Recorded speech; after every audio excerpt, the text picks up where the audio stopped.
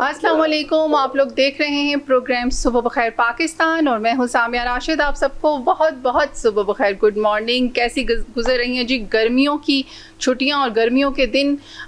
चाहे छुट्टियां हों चाहे ना हों, चाहे कैसे भी दिन हो, चाहे हम काम कर रहे हों, चाहे वीकेंड्स हों, चाहे हम कहीं पे भी इंजॉय कर रहे हों, लेकिन हमारी दुआ ये होती है कि हर जगह खैरियत रहे। जैसी खबर हमें कल मिली, हम सब बहुत ज़्यादा अफसरदा हैं, डेफिनेटली सी बात है। और वो लोग जो अपने घरों में सुकून से बैठे हैं और अभी अपने घरों से ये शो वॉच कर रहे हैं, मैं उनको यही कहूँगी कि सबसे पहले अल्लाह ताला का शुक्र अदा करें। हमें ग्रेटफुल होना चाहिए, जो कि हम नहीं होते। हम बहुत अनग्रेटफुल हो जाते हैं समटाइम्स, बड़े गिले करते हैं अल्लाह ताला से। लेकिन आप देखें कि ऐसा सानिया कल हुआ जिसने हम सबको बहुत, एक दफ़ा फिर, मैं ये नहीं कहूँगी कि हिला कर रख दी, एक दफ़ा फिर कहूँगी, क्योंकि आए दिन ऐसे वाक़यात हो रहे हैं, ऐसे हादसात हो रहे हैं कि जो समझ से बाला तर हैं कि आखिर क्या इंसान की ही लापरवाही है या कोई और भी इसमें कुछ और भी बात है कि ये इतने हादसात ज़्यादा क्यों होते जा रहे हैं। मासूम बच्चे जो हैं वो अपनी जानों से गए, पूरे के पूरे घर जो हैं वो आप समझने के वो मातम कदा बन गए। माएँ जो हैं वो संभाली नहीं जा रही, उनके इमोशंस नहीं संभाले जा रहे, उनके लिए तो सारी ज़िंदगी के लिए एक ट्रॉमा बन गया है। हमारे साथ इसी हवाले से रिपोर्ट शेयर करें जी उबैद खान, ब्यूरो चीफ रोज़ न्यूज़ लाहौर से, और वो वहीं पर मौजूद हैं जहां पर ये हादसा हुआ था। तो सबसे पहले उनसे जानते हैं इस हवाले से। जी अस्सलाम वालेकुम उबैद। वालेकुम सलाम सामिया। बिल्कुल ये इंतहाई एक अफसोसनाक वाकया है कि कल जिस तरह हमने देखा, मैं उस मकाम के ऊपर ही मौजूद हूँ। ये मेरे असल में बिल्कुल एक कच्चे मकान की छत थी जो गिरी थी, और ये होम ट्यूशन था जहाँ पर तकरीबन 20 के करीब जो बच्चे थे वो तालीम के लिए यहाँ पर पहुंचे थे। मगर एक हादसा पेश आता है कि छत जो गिरती है और छत के मलबे तले दबकर 14 मासूम बच्चे जिनकी उम्र 5 साल, 6 साल, 7 साल, 8 साल और कुछ 11 साल तक की थे, वो जा बाकी में। और इस छत की अगर बात करें तो इस छत की हाल काफी खस्ता हाल थी। इसके ऊपर तामीराती काम ऊपर जारी था और किया गार्डन की ये छत थी, और एक में 1.5 मरले के अंदर ये मकान है जिसकी छत गिरी थी। खस्ता हाली की वजह से बारिशें होती हैं, यकीनन कच्चे घर लोगों के होते हैं, वो उसको पक्का करने के लिए या छत से बारिश के पानी से छुए ना, तो उसके लिए जो काम का सिलसिला वो था उनका जारी था। उबैद साहब, सॉरी टू इंटरप्ट यू, हम कल से ये न्यूज़ शेयर भी कर रहे हैं अपने इस चैनल के थ्रू और बता भी रहे हैं, और बड़ी इस हवाले से बहुत ज़्यादा खबर यही जो आप डिटेल्स दे रहे हैं आ भी रही है। लेकिन बहुत बड़ा सवालिया निशान ये है कि जब उस छत पर काम हो रहा था तो आखिर क्यों ऐसी छत के नीचे बच्चे बैठे हुए थे? इसमें कहीं ना कहीं इंसानी गलती भी शामिल है। देखिए, हम जरूर कहेंगे कि यहाँ पर इंसानी गलती शामिल है, और अगर इस तरह का तामीराती काम जारी था तो यकीनन छत के नीचे बच्चों को नहीं पढ़ाया जाना चाहिए था। यहाँ एक बैकवर्ड इलाका है और यहाँ पर जितने हमने तालीमी इदारे चेक किए हैं ये गैर रजिस्टर्ड तालीमी इदारे हैं। सबसे बड़ा सवाल तो ये है कि इसके ऊपर हम पहले भी अपने प्रोग्राम में बात कर चुके हैं। उनको रजिस्टर करवाने के लिए, उनको एसओपीज के अंदर लाने के लिए अभी तक कोई काम नहीं किया गया है। और दूसरा फैक्टर ये भी है कि महंगाई का आलम है। लोग अपने घर की कफालत करने के लिए बच्चों को होम ट्यूशन के लिए घर पे बुलाते हैं, खवातीन बुलाती हैं, घर के अंदर वो छोटे बच्चों को पढ़ाती हैं। ये रूटीन है लाहौर शहर के अंदर। मुख्तलिफ घरों के अंदर रोज शाम के औकात में बच्चे जो हैं, छोटे बच्चे जो हैं, स्कूल गोइंग जिनको हम कहते हैं, कि वो तालीम के हसूल के लिए उनके घरों में जाते हैं। मगर अफसोसनाक बात ये थी कि जिस तरह से घर की हमने हालत ज़ात देखी है, हालत ज़ात जो है कि इंतहाई नाजुक हमें दिखाई दी थी। सिर्फ एक ईआर गार्डन मौजूद था उस छत के ऊपर के जो छत गिरी है।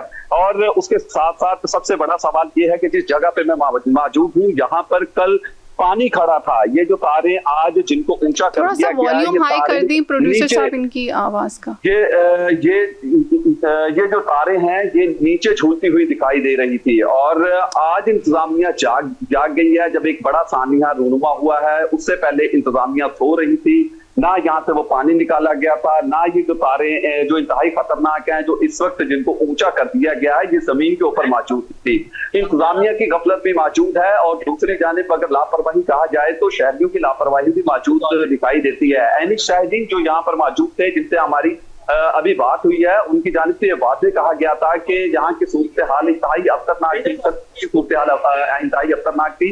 जब ये सानिया रूनुमा हुआ था तो लोगों ने अपनी मदद आपके तहत बच्चों को बाहर निकाला और तिब्बी इमदाद के लिए करीबी अस्पताल मुंतकिल किया गया। और अस्पताल अमले से जब हमारी वहां पर जाकर हमने खुद तहकीक की, जांच पड़ताल की, तो हमें ये मालूम हुआ कि ऐसे कोई स्पेशलिस्ट, कोई ऐसे स्पेशल डॉक्टर्स वहां पर मौजूद नहीं थे। फर्स्ट एड वहां पर दी जाती और उन्हें कहीं आगे अस्पताल मुंतकिल किया जाना था।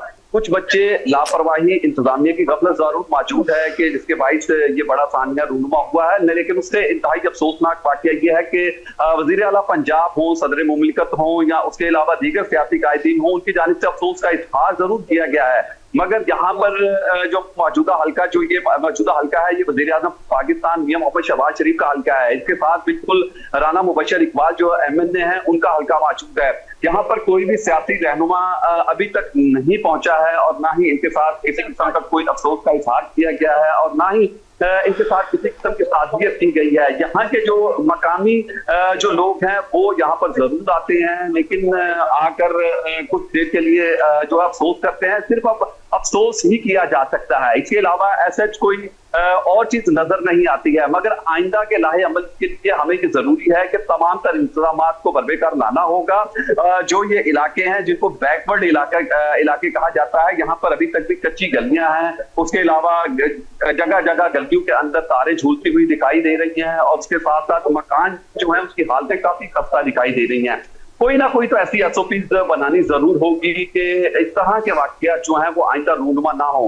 मगर अभी जो 14 बच्चे हैं उनकी तदफीन जो है वो कर दी गई है और करीबी कब्रिस्तान में उनकी तदफीन की गई है। मगर यहाँ पर जो उनके लवाहिकीन हैं, उनके जो गुरसा हैं, उनकी जानिब से इंतहाई सोगवार इस वक्त माहौल है। और खासकर एक हद के 4 बच्चे थे, जो कि 3 बच्चे जो हैं कि वो जाबक हो चुके हैं। एक बच्चे की हालत भी जो है नाजुक बताई जा रही है, जबकि जो टीचर यहाँ पर मौजूद थी, अगर उनकी बात करें, जो उस वक्त पढ़ा रही थी बच्चों की, उनकी हालत भी जो है काफी नाजुक बताई जा रही है। ये इंतहाई अफसोसनाक वाकया है। अब यहाँ पर जो इंतजामिया है वो तो एक्टिव हमें दिखाई दे रही है, मगर इस तरह की अगर सूरत हाल रही तो हम कह सकते हैं कि आने वाले वक्त में मजीद इस तरह के हादसा जो है वो रूनुमा हो सकेंगे। आपने कहा कि आने वाले वक्त में भी मतवक्को है, और जैसे कि लीडर्स तो नहीं आए, पॉलिटिकल लीडर्स की बात करें, लेकिन असिस्टेंट कमिश्नर हो गए और DSP हो गए आमिर मलिक और SHO आमिर शहजाद, ये पुलिस की भारी नफरी के हमरा हमें वहाँ पर नज़र आते रहे हैं। और मतलब वहाँ पर उन्होंने अपनी रिपोर्ट भी शेयर की है। और इस हवाले से, सारे साने के हवाले से उनका क्या बयान है कि अब क्या इक़दामात हैं जो वो करेंगे कि ये इन इस तरह के हादसा फ्यूचर में ना हो, इनको हम रोक सकें और जो ह्यूमन मिस्टेक्स हैं उनको भी हम कंट्रोल कर पाएं। किस तरह से लोगों को अवेयरनेस दी जाए कि ये अपनी जानों के साथ खेलना है, ऐसी बिल्डिंग्स के अंदर बच्चों को भेजना या ऐसी बिल्डिंग्स के अंदर रहना अपने लिए, अपने साथ खुद एक बहुत बड़ा जुल्म है।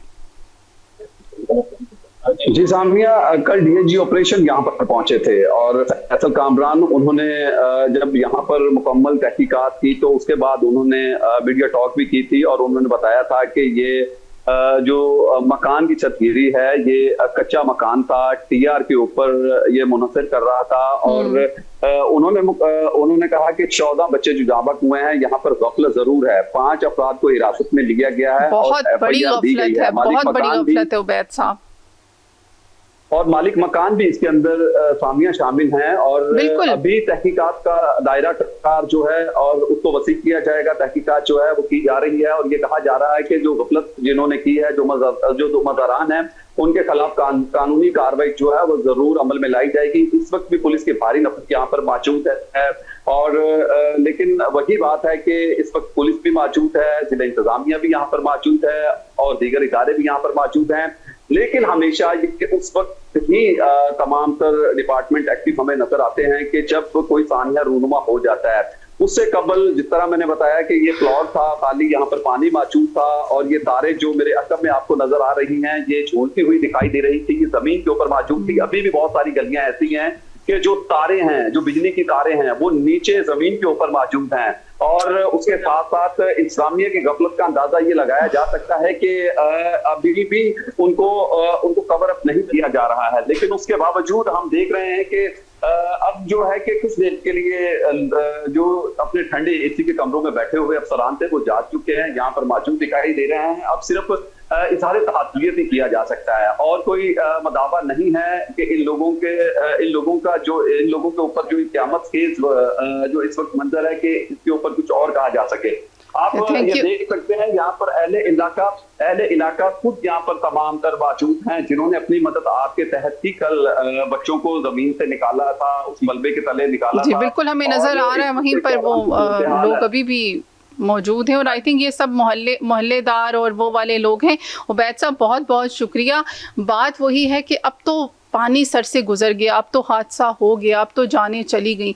आप यकीन जाने, मुझसे मैं नाज़रीन को भी यही कहूँगी और बहुत सारी मैं कहती हूँ तमाम माएँ जो कल से ये ख़बर सुन रही हैं, देख रही हैं, देखा तो खैर जा ही नहीं रहा। मैं अभी शेयर कर रही हूँ और मुझे समझ नहीं आ रही है, मेरे पास अल्फाज नहीं है और दिल कांप रहा है। एज अ मदर ये बड़ा मुश्किल है, बहुत ही ज़्यादा मुश्किल है। हमारे साथ जी तलहा अकरम भी मौजूद हैं, रिपोर्टर हैं रोज़ न्यूज़ से। मशरक़े वुस्ता से अमरीकी अड्डों की मुंतकली के हवाले से ईरान को जो है बहुत अहमियत की नज़र से देखा जा रहा है, इस हवाले से रिपोर्ट शेयर करेंगे। जी तलहा, अस्सलाम वालेकुम। वालेकुम सलाम। First of all thank you for having me. जी हम ये जो अमरीकी अड्डे हैं इनकी मुंतकली के हवाले से क्या रिपोर्ट है आपके पास, और ये जो हालिया तनाज़े के दौरान खित्ते में 20 से ज़ायद अमरीकी फ़ौजी तनसीबात को नुकसान पहुंचा और ये सारा जो मामला है इसको आप किस नज़र से देखते हैं? एग्जैक्टली अभी एक रिपोर्ट हमें हाल ही में नज़र आ रही है और रिपोर्ट के साथ खबरें भी सर्कुलेट हो रही हैं ओवरऑल वर्ल्ड में कि अमेरिका जो है वो अब इसको अपनी जो रीथिंक कर रहा है अपनी पॉलिसी को टुवर्ड्स मिडिल ईस्ट, मशरक़ वुस्ता, और वो इस चीज़ के ऊपर काफ़ी ज़्यादा सीरियस नज़र आता है कि अपनी बेसिस को यहाँ से रीलोकेट करे और इसको ईरान से बहुत दूर लेकर जाया जाए। तो एक स्ट्रेटेजिक रिसर्च इंस्टीट्यूट है, उसने एक ये रिपोर्ट शाया की है। बेसिकली इस रिपोर्ट में जाने से पहले अगर थोड़ा पास मंजर में हम जाते हैं, 28 फरवरी ईरान पर अटैक किया जाता है इजराइल और अमेरिका की जानिब से। उससे पहले जो रहबर आला आयतुल्लाह अली खामेनी थे, उन्होंने क्लियर कट ये कह दिया था कि अब अगर ईरान पर अटैक होता है तो ये सिर्फ ईरान पर हमला नहीं होगा, ये it will be a regional war. जितने भी अमेरिकन बेसिस हैं मिडिल ईस्ट में उनको हिट किया जाएगा। और हमने देखा कि जैसे ही ईरान पर ईरान निशाना बनता है तो फिर ईरान ने ओवरऑल मशरक़ वस्ता में जितने भी अमेरिकन बेसिस हैं उनको सीवियर डैमेज पहुंचाया। और बेसिकली 7 ममालिक में 11 बेसिस पाई जाती हैं यूनाइटेड स्टेट ऑफ अमेरिका की, जिनको हिट किया गया ईरान की जानिब से। और उसके बाद यूएस जो है वो कंसीडर कर रहा है कि अपनी बेसिस को यहाँ से रीलोकेट किया जाए। तो इसके साथ 70 मिलिट्री इंफ्रास्ट्रक्चर जो है वो ईरान ने सीवियर डैमेज किया है जो यूएस के यहाँ पर मशरक़ वुस्ता में पाए जाते हैं। और इसके साथ सबसे ज्यादा नुकसान जो बहरीन में पाया जाने वाला 5th फ्लीट है, अमेरिका का हेडक्वार्टर है बहरीन में,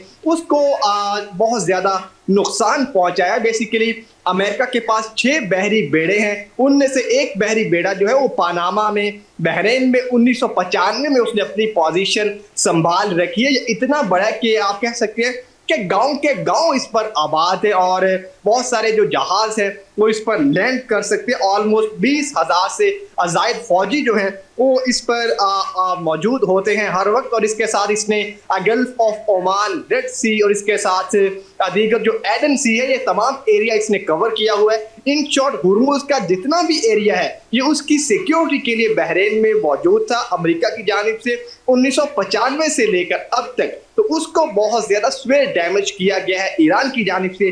जब ईरान पर हमला किया गया अमेरिका की जानिब से तो उसकी रिटेलिएशन के नतीजे में और इसमें जो नुकसान पहुंचा है उसको $400 मिलियन का नुकसान पहुंचाया गया इस 5th फ्लीट को जो बहरीन में पनामा में 1995 से मौजूद है। और ओवरऑल जो अमेरिका को यहाँ पर नुकसान पहुंचा है वो $5 बिलियन का नुकसान पहुंचा है। तो ये पेंटागन की जानिब से बताया जा रहा है, जो कि बहुत कम है।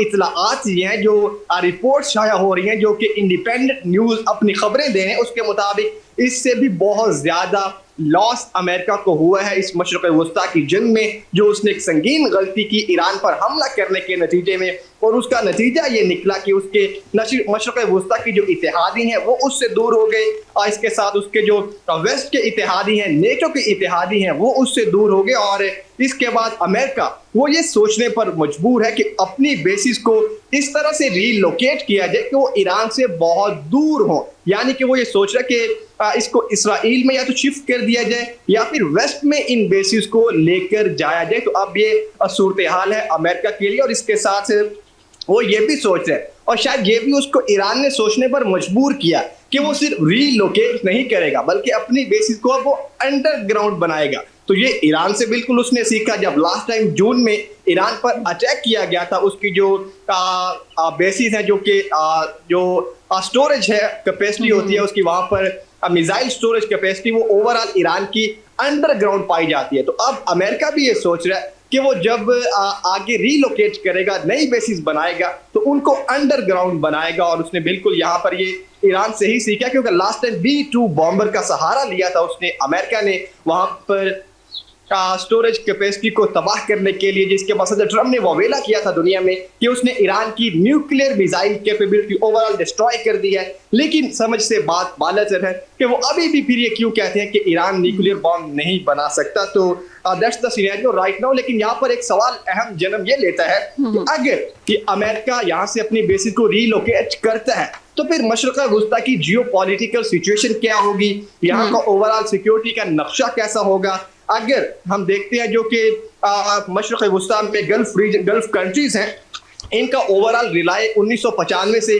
गल्फ वार से अब तक, जब एक यूनिलैटरल दुनिया थी, अमेरिका ओवरऑल सुपर पावर था, रशिया जो है वो शिकस्त खा चुका था, चाइना ऊपर रहा था, उस वक्त से लेकर अब तक इनकी सिक्योरिटी का इन्हिसार सिर्फ अमेरिका पर ही रहा है। अगर अमेरिका यहाँ से अपनी बेसिस को शिफ्ट करता है तो इनके लिए बहुत ज्यादा नुकसान है। ये अपनी सिक्योरिटी फिर किस तरह से मैनेज करेंगी, और ये क्लियर कट यहाँ पर इस चीज की तरफ भी इशारा करता है कि Iran is the regional power, ultimate regional power, जिसने दुनिया को ये बता दिया कि वो एक न सिर्फ रीजनल पावर है बल्कि वो लंबी जंग भी लड़ सकता है। अगर उस पर जंग मुसल्लत की गई तो वो जवाब देने की भी अहलियत रखता है। तो इससे नतीजा ये निकलता है कि ईरान एक रीजनल पावर है, एक सुप्रीम पावर है। उससे न सिर्फ इसको फायदा भी होगा ईरान को अमेरिका की बेसिस के शिफ्ट होने से, और जो दीगर मशरक़ वस्ता के गल्फ कंट्रीज हैं उनके लिए सवालिया निशान यहाँ पर जरूर है। और ये ओवरऑल वर्ल्ड के लिए भी कि गल्फ का जो आइंदा का सिक्योरिटी का नक्शा है वो कैसा होगा, तो उसका यहाँ पर थोड़ा सा इशारा हमें मिला था। अभी रिसेंट पास्ट में चंद दिन कबल जब मसूद पेज़ेश्कियान पाकिस्तान आए थे, उन्होंने ये इशारा दिया था कि गल्फ कंट्रीज को, गल्फ रीजन को, मशरक़ वस्ता को आपस में मिलकर एक ऐसा सिक्योरिटी का नक्शा तश्कील देना चाहिए जिसमें कोई बाहर की जो पावर है वो इन्वॉल्व ना हो, बल्कि ये कंट्रीज आपस में मिलकर अपने जो रीजन है उसकी सिक्योरिटी को तश्कील दें। तो बहरहाल अब इन शॉर्ट अमेरिका जो है वो सीरियसली ये कंसीडर कर रहा है कि अपनी बेसिस को रीलोकेट करे, और रीलोकेट कहाँ करे, इजराइल में करे या फिर वेस्ट में करे। ओके तो ये तो इजराइल या वेस्ट की तरफ वो उस पर मुंतकिल करने पर, उसको ट्रांसफ़र करने पे गौर कर रहा है। लेकिन इसके साथ साथ अगर हम देखें कि जो ईरान है उस पर उसने भी साफ अल्फाज में कह दिया कि कौमी मफादात पर कोई समझौता नहीं होगा। और इसके साथ साथ अगर हम ओमान को देखें, यूएई की तरफ जाएँ, तो अब ओमान ने ये जो स्टेट ऑफ हॉर्मज़ है, इस पर जो गुजरने वाले बहरी जहाज़ों पर ट्रांजिट फ़ीस है, इसकी मुखालफत की। इस हवाले से क्या कहेंगे, क्योंकि अब बहुत सारे ममालिक इसकी मुखालफत करेंगे?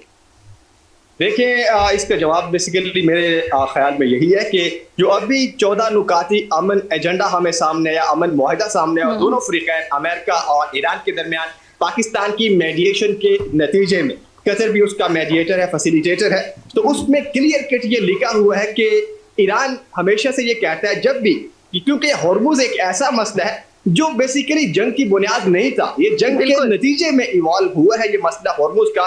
और अब हम वही देख रहे हैं कि सदर ट्रम्प अपनी जीत का दावा इसकी बिना पर कर रहे हैं कि उन्होंने हॉर्मुज खोल दी। हॉर्मुज तो पहले भी खुली हुई थी, और अब उस हॉर्मुज के बारे में उस 14 नुकाती अमन मुआहदे में ये लिखा हुआ है कि ईरान जो है, क्योंकि ईरान ये कहता था कि वो टूल लेगा, लेकिन उसको एक डिप्लोमेटिक वर्डिंग चेंज कर दी गई। अमेरिका ने अपने आप को तस्कीन देने के लिए डिप्लोमेसी का सहारा लिया गया। वो क्या कि ईरान जो है वो यहाँ पर टूल तो नहीं लेगा, लेकिन वो मैनेजमेंट फीस लेगा। तो अब ये इसका जवाब है कि ईरान टूल नहीं लेने वाला, बल्कि वो मैनेजमेंट फीस लेगा। ईरान और ओमान मिलकर इसको मैनेज करेंगे। उसको मैनेज करने के खातिर उसके नतीजे में वो फीस वसूल किया करेंगे। तो ये बिल्कुल यहाँ पर 14 नुकाती मुआहदे में हमें ये बात सामने आई थी। ओवरऑल जो गल्फ कंट्रीज हैं, ये जो वेस्ट के अमेरिका के इतिहादी हैं, नेटो ममालिक है, वो बिल्कुल ये नहीं चाहते कि हुर्मुज जो है वो ईरान के हाथ में दे दी जाए, मुकम्मल उसका कंट्रोल हो।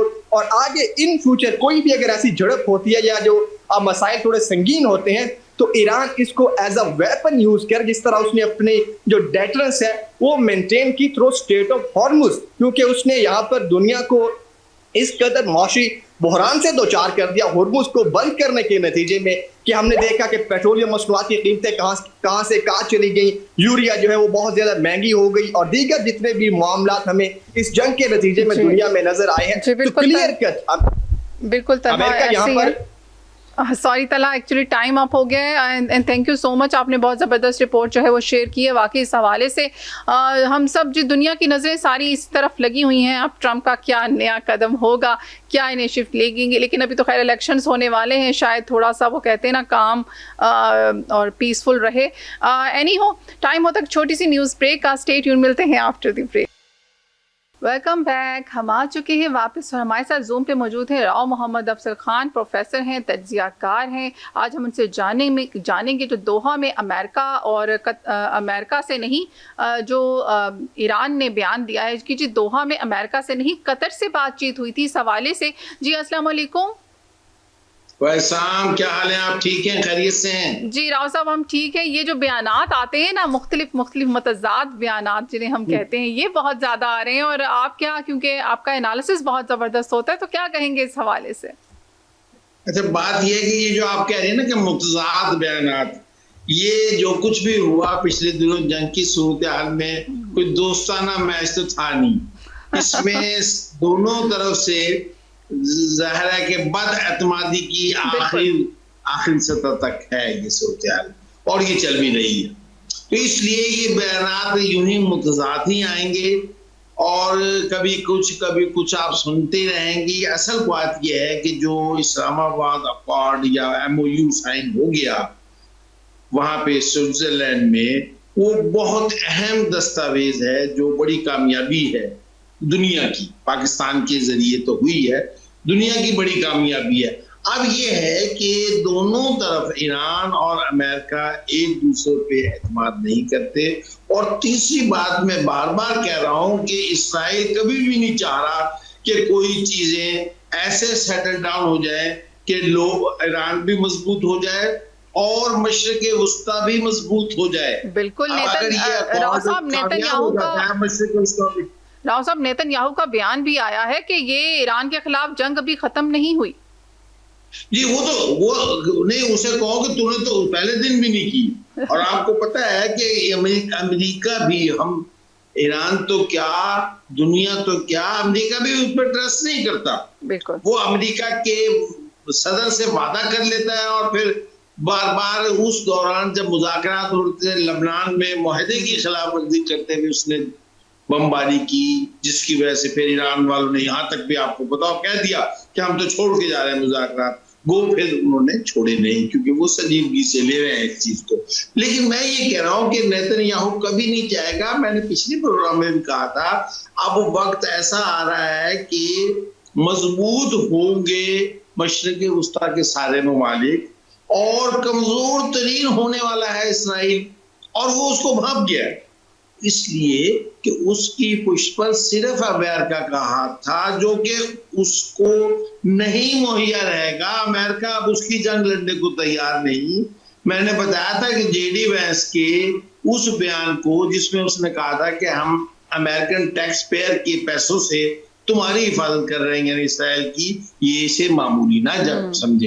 ये अमेरिका का एक नेक्स्ट पॉलिसी बयान है। जेडी वैंस एक मोतदिल किस्म का अमेरिका के हिसाब से एक रहनुमा है उनका, और ये इनकी नेक्स्ट पॉलिसी होगी तो इसराइल किसी सूरत नहीं चाहता कि जंग खत्म हो, और ये जंग खत्म हो चुकी है, मैंने पहले कहा था। अलबत्ता ये है कि दोनों तरफ से बदअतमादी की वजह से आप रोज सुन लेती हैं, आज वो है जी खुल गई, आज बंद हो गई, आज वो खुली भी है, ऐसी बात नहीं। लेकिन ये है कि उसने उस पर बम मार दिया, उसने उस पर बम मार दिया। अब आप देखें कि पिछले दिनों बहरीन पे और कुवैत पे दोबारा बमबारी करनी पड़ी उन पे, लेकिन उससे पहले उन्होंने ये कहा कि जी हमारे पे। तो किसका मकसद ये है कि ये चलता रहेगा सरपटोली उस वक्त तक जब तक एक बाकायदा मुआहदा नहीं हो जाता। और आपको पता मुआहदा आजकल, अभी उम्मीद ना रखें, ये ना कि कल मुआहदा हो जाएगा। वो दोहा और कतर में जो बातें हो रहे हैं मुज़ाकरात, वो अमेरिका के नहीं हो रही अभी तो ये सालिस जो है कतर और पाकिस्तान, इनसे मुशावरत कर रहे हैं सब लोग ना। तो वो अमेरिका वाले भी उधर आ जाते हैं, ईरान वाले भी उधर आ जाते हैं, इनसे कहते हैं देखें जी ये वो बार बार कह रहे हैं कि जी आप अमल दरामद करें। जब तक अमल, अच्छा एक ध्यान में रखें, अमेरिका भी ये कह रहा है कि अमल दरामद करें, वो भी कह रहे हैं कि अमल दरामद करें। ये ना समझे कि ये ही कह रहा है, इसका मतलब है कहीं ना कहीं कुछ चीजें गड़बड़ होती रहेंगी उस वक्त तक जब तक बाकायदा मुआहदा ना हो जाए। और इसमें सबसे बड़ी बात है कि सियासत आ जाती है, हर कोई ये बताने के लिए कि मैच जीत गया, वो गड़बड़ हो रही है। अपने अपने लोगों को जवाब देने के लिए भी दोनों ममालिक बाज़ औक़ात जिसे कहते हैं ना हवा में बयानात दे देते हैं। ये बयानात ज़ाहिर है कि खतरनाक भी हो सकते हैं किसी ज़िद्दो-ज़िद्दी। जैसे पिछले दिनों अगर खुदा ना खास्ता मुज़ाकरात टूट जाते, जब पाकिस्तान वहां मौजूद था स्विट्जरलैंड में, तो ये अगर वो मुज़ाकरात टूट जाते तो फिर तो एक नई जंग की तरफ बात जानी थी ना। अब वो हो गया मुआहदा, और इस पे अमल दरामद के लिए दोनों जब इंसिस्ट कर रहे हैं, तो अब ये सालिस जौन से हैं पाकिस्तान और कतर, ये कोशिश कर रहे हैं कि इस पर अमल दरामद हो। और मुझे पता नहीं, अब भी यकीन है कि ये हो जाए, इसलिए ज्यादा फिक्र ना करें।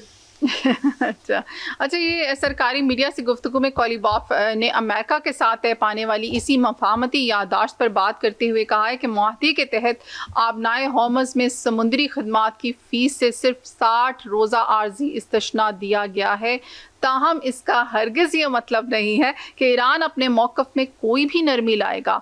और उन्होंने ये भी कहा है कि आबनाए होर्मुज़ हमारी इलाकाई समुद्री हदूद का हिस्सा है। अमेरिका ये तासुर देने की कोशिश ना करे कि ईरान ने इस आबी गुज़रगाह को अस्करी बना दिया है, हम किसी भी कीमत पर अपने मौक़िफ़ से पीछे नहीं हटेंगे। तो ये बड़ा ही एक वाज़े और बहुत ही ज़बरदस्त किस्म का उन्होंने जवाब दिया है। इस हवाले से क्या कहेंगे आप? इसको देखते हुए क्या लग रहा है अब ट्रंप और इसराइल की जो इन बयानात को देखते हुए आपको क्या लग रहा है कि जो ट्रंप और इसराइल के जो इक़दामात होंगे फ्यूचर में वो क्या होंगे? वो देखें, मैं आपको कहूँ कि अब पहले फ्यूचर में ट्रंप का इकदाम ये था कि उसने इसराइल के कहने से जंग छेड़ दी, क्लियर, सबको, खुद ट्रंप को भी पता है, अमेरिकन को भी पता है। उसके बाद उसका दूसरा इकदाम ये है कि उसने इसराइल के न चाहते हुए भी मुआहदा कर लिया। इसका मतलब कि ट्रंप और अमेरिका क्लियर है कि हमने अब इस जंग में मुलव्वस नहीं होना। नंबर 1। नंबर 2, ये कालिबाफ का जो बयान है, ये तो कोई ऐसी नई बात नहीं। उसने कहा कि 60 दिन के लिए हमने इस्तिस्ना दिया है। 60 दिन कौन से हैं? जो ये मुआहदा हुआ है इस्लामाबाद अकॉर्ड, मुआहदा नहीं, ये जो MOU साइन हुआ है इस्लामाबाद अकॉर्ड स्विट्जरलैंड में, उसके तहत 60 दिन तक वो कोई टूल, वो क्या कहते हैं, टूल शूल, ये जो फीस नहीं लेंगे, ठीक है। उसके बाद तो मुज़ाकरात जारी हैं। अब अगर उसका कहना यह है कि अगर मुज़ाकरात जारी होने के बाद मुआहदे में कोई चीज निकल आएगी तो और बात है, वरना अपना अपना मौक़िफ़ तो हर एक का है। जैसे अमेरिका का मौक़िफ़ है कि मुझे यूरेनियम का उसका, उस पर भी एक टेक्निकल कमेटी बनी हुई है, वो काम कर रही है। अब असल में वो होना है जब ये सारी टेक्निकी कमेटी एक किसी चीज पर मुत्तफिक हो जाएंगे, और यकीनन हो जाएंगे, मैं आपको बता दूं, और एक मुआहदा बाकायदा तरीके से के फरावर तय पा जाएगा, फिर ये छोटे छोटे जो मामलात, बयानात, ये हम ये नहीं करेंगे, हम वो, ये तो एक जंगी हरबे इस्तेमाल करते रहेंगे। इसराइल जो है वो पूरी कोशिश करेगा कि सबुदाज करे इस सारे सिलसिले को, ताकि अमेरिका की मजबूरी रहे इसराइल का दिफा। लेकिन अमेरिका पूरी कोशिश करेगा, उसके अवाम भी इस पे भी, इस जंग में बार बार, वैसे आपको पता नहीं, यूरोप में भी सबसे ज्यादा नफरत इसराइल के खिलाफ है। जो गजब में ये स्टार्ट हुआ था गजब से। और दूसरा जो आखिरी जो कील ताबूत में इसराइल ने अपने ठोकी है वो अमेरिका को यूज करके, मैं लग ये सख्त है यूज करना, यूज करके जंग करवा दी। उससे इसराइल का वजूद अब खतरे में है, पूरी दुनिया की तरफ से कोई उसके साथ नहीं है। तो ये पूरी कोशिश करेगा लेकिन ये हो जाएगा। आप देखते रहेंगे, कभी कोई गोले भी चढ़ जाएंगे, कोई कश्तियां भी डूब जाएंगी, कोई जहाज पे भी चलता रहेगा, लेकिन मुआहदा हो जाएगा। और फीस भी इसका छोड़े, मैनेजमेंट वो आपने मुआहदा देखा होगा, उसमें देखा है ना कि मैनेज करेंगे ये जो ईरान और ओमान, इसको अब हुर्मुज़ की मैं बात कर रहा हूँ, तो मैनेजमेंट के हिसाब से कुछ करने का भी खुली रहेगी। और अगर फीस को टोल प्लाजा ना क्या कुछ करें, वो उनका भी मौक़िफ़ चलता रहेगा, इनका भी चलता रहेगा। यूरेनियम की जहां तक मेजर उसने प्ली ली थी वो भी कामयाब है, उन्होंने भी अपने काम को दिखाने के लिए कहा है कि हम नहीं एटमी। और आपको पता है एटमी सिलसिले में तो वो जो इनके मरहूम लीडर है खामनाई, उन्होंने भी कहा था कि हमने तो एटम बम नहीं बनाना, उनका तो क्लियर मौक़िफ़ था, इसमें मतलब कोई ऐसी बात है ही नहीं। वो ईरान भी तैयार है और ये भी है कि मुआयना भी कराएंगे, ये सब कुछ हो जाएगा। जो 14 नुकात अब तय हुए हैं उसी गाइडलाइन पे 60 दिन है मुआहदे के, यानी इसका मतलब जुलाई का महीना भी पड़ा, अगस्त में कहीं जाके ये मुआहदा हो जाएगा, अपने अपने तौर पे चलते रहेंगे। अभी 60 दिन का इस्तिस्ना है, फिर ये बाकायदा हो जाएगा। इसलिए आप जो परेशान होंगे हम लोग उस वक्त तक रहेंगे जब तक कभी डूबे कभी निकले, कभी डूबे कभी निकले जो हो रहा है ना, आज जहाज रुक गए, आज बंद हो गए, इस वजह से दुनिया मुतासिर हो रही है। असल में बात यह है कि इस सारे जिसे कहते हैं ना शाखसाने में पूरी दुनिया डायरेक्ट जंग में मुलव्वस हो या ना हो, लेकिन मुतासिर सारी दुनिया हो चुकी है। महंगाई के हिसाब से, उसके इकोनॉमी के हिसाब से, ट्रेडिंग मुतासिर हुई, वो उससे आप निकलते वक्त निकलेगा। इसके लिए अब दुनिया प्लान करे और दुनिया सोचे। दुनिया प्लान कैसे कर सकती है राव साहब? दुनिया को तो मैंने बता दिया, इतने बड़े बड़े प्लानर्स जो हैं कर रहे हैं प्लान, तो आप बताएं दुनिया तो प्लान कर ही नहीं सकती। दुनिया हाँ अल्लाह ताला से ही मदद मांग रही है और जो सबसे बड़ा प्लानर है और वही हेल्प करेगा, तो आसान वो सही है, उसमें कोई शक नहीं। ये जो देखिए आपने बात तो की है लेकिन बहुत सीरियस बात है, ये अल्लाह ही का प्लान था। ये जो कुछ भी हुआ, आप सुने कि प्लानर ने एक ऐसे मुल्क को इतना आगे कर दिया कि जो अक़वाम मुत्तहिदा काम ना कर सकी, जो UN ना कर सकी, वो पाकिस्तान से करवाया अल्लाह ताला ने। ये प्लानर करा रहा है, ये खुदा की तरफ से हो रहा है कि उसको ये देखें, इसे मामूली ना ले, इससे सिनेरियो चेंज हो रहा है वर्ल्ड ऑर्डर का, जो को मैंने कहा बार बार कि इससे तमाम ममालिक जो अमन की तरफ आने वाले हैं, जो ये चाहते हैं कि जंगें रुके, बिल्कुल ऐसे ही है, इस ब्लॉक में आ रहे हैं। और ये ब्लॉक सिंपल है, चाइना का, अमेरिका का, रूस का, मिस्र का, तुर्की का, सऊदी अरब भी, यूरोप भी इसमें आ रहा है। तो इस बात का कहने का मतलब ये है कि ये प्लानर ही इस तरफ ला रहा है। मैं पता नहीं सही कहूं या ना, चूंकि वो यूएई का किरदार, आप यूएई का किरदार किस तरह से इसको देखते हैं? क्योंकि पाकिस्तानी आप देखें वहां पर जो पाकिस्तानीज हैं उनके वीजास के इश्यूज भी चल रहे हैं, पाकिस्तानियों के लिए खास तौर पर इशू नहीं रहेंगे। है जुर्म ज़ईफ़ी की सजा मर्गे वफादार कहते हैं ना।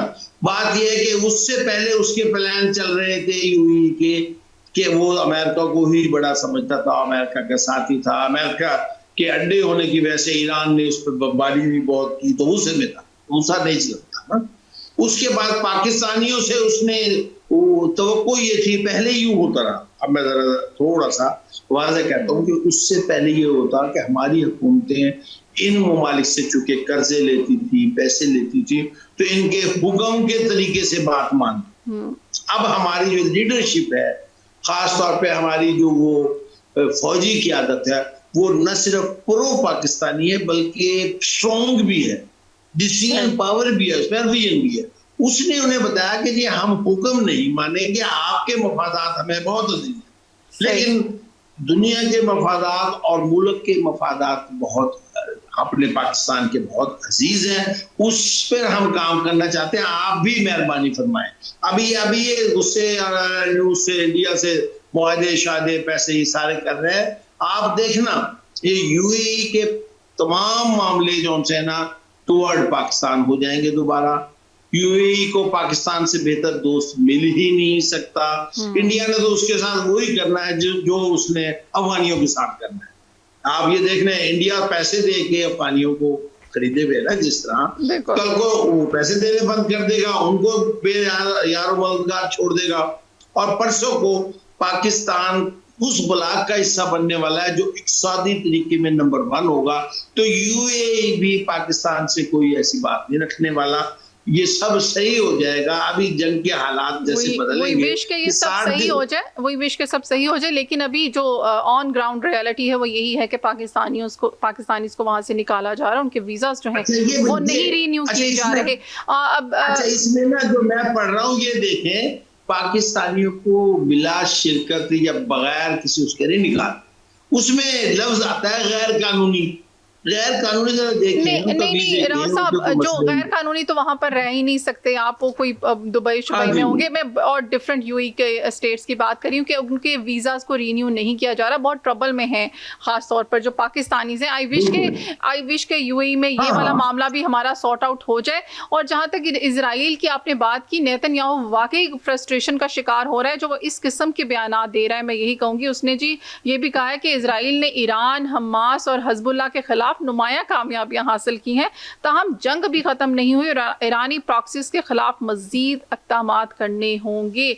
और वो साथ में ये भी कह रहा है कि जंगें हमेशा के लिए खत्म नहीं होती, ये सिलसिले चलते रहते हैं। तो वो कहीं ना कहीं खुद को भी बावर करवा रहा है, मुझे लगता है खुद को भी ये सेटिस्फाई कर रहा है इस बयान से कि जी अभी मैंने बहुत कुछ करना है या मैं कर सकता हूँ। हालांकि उसको नजर आ रहा है, उसकी फ्रस्ट्रेशन भी शो हो रही है कि ये क्या हो गया, ऐसे ही है, ऐसे है। लेकिन भाई ये होता है, ये नेचुरल है, ये कुछ नया नहीं है। जंगें वाकई खत्म नहीं होती। हमारी इंडिया से 70 साल में जंग खत्म हो गई। अब ये बताएं कि उसने नहीं, वो ठीक है, हमारी ख्वाहिश है कि अमन हो, लेकिन जब दूसरा फरीक नीयत का, पंजाबी में कहता है भेड़ा हो या बुरा हो, फिर कुछ नहीं हो सकता। जंगें तो किसी एक तरफ से बदनीयत भी होती है।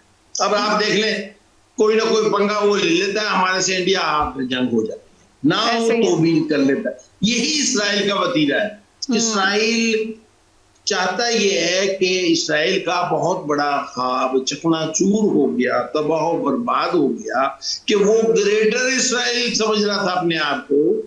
अब लाले पड़ गए हैं कि अपनी एग्जिस्टेंस के पढ़ने वाले हैं उसे, और ये जो ममालिक उसके साथ अभी तक चल रहे हैं, बड़ा खतरे से खेल रहे हैं। अरब ममालिक में खास तौर पे इसराइल के साथ मिलने वाले ममालिक जितने भी हैं, अगर मिलते हैं तो वो अपने लिए बहुत बड़ा एक मुखालफत का अरबों में ही पैदा कर रहे हैं। मैं आपको बता दूं, अरबों में ये चीज बहुत बुरी समझी जाएगी कि कोई मुल्क इसराइल का हमायती बने। तो इंशाअल्लाह ताला इसराइल अपना जो मर्जी करता रहे, दुनिया उसे इतना पीछे कर देगी कि वो आराम से दुबक के बैठेगा। लेकिन दुबक के बैठने से पहले तब बैठेगा जब ये मुत्तहिद हो जाएगी।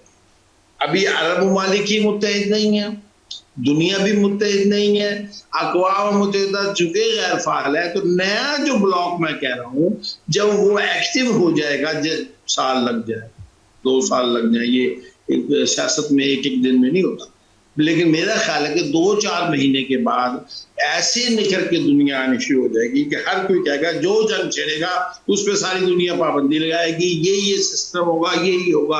और ये मुझे तो लगता है कि ये वीटो पावर वाला कंसेप्ट भी गड़बड़ होने वाला है, वो नया कोई सिस्टम बनने वाला है। अभी सही मेरे भी ज़हन में खदोखाल नहीं है, लेकिन ये है कि जो मुल्क जंग छेड़ेगा बगैर जवाज के, उसके खिलाफ सारे होंगे, तब जाके ये अमन कायम होगा, तब जाके एक साथ तरक्की होगी। और हर एक को अपनी जान अब प्यारी है, क्योंकि ये जो एटमी हम कहते हैं ना, आराम से एटम बम एक के लिए नहीं होता, एटम बम तो सबके लिए है। मुझे भी पता है कि मैं एटम बम से सारी दुनिया को मार दूंगा लेकिन दुनिया मुझे भी नहीं छोड़ेगी। यही है ना कंसेप्ट। तो इसलिए कोशिश ये करेंगे सब मिलके कि इन पर ऐसा कंट्रोल हो कि कोई भी इसका मिस यूज ना कर सके।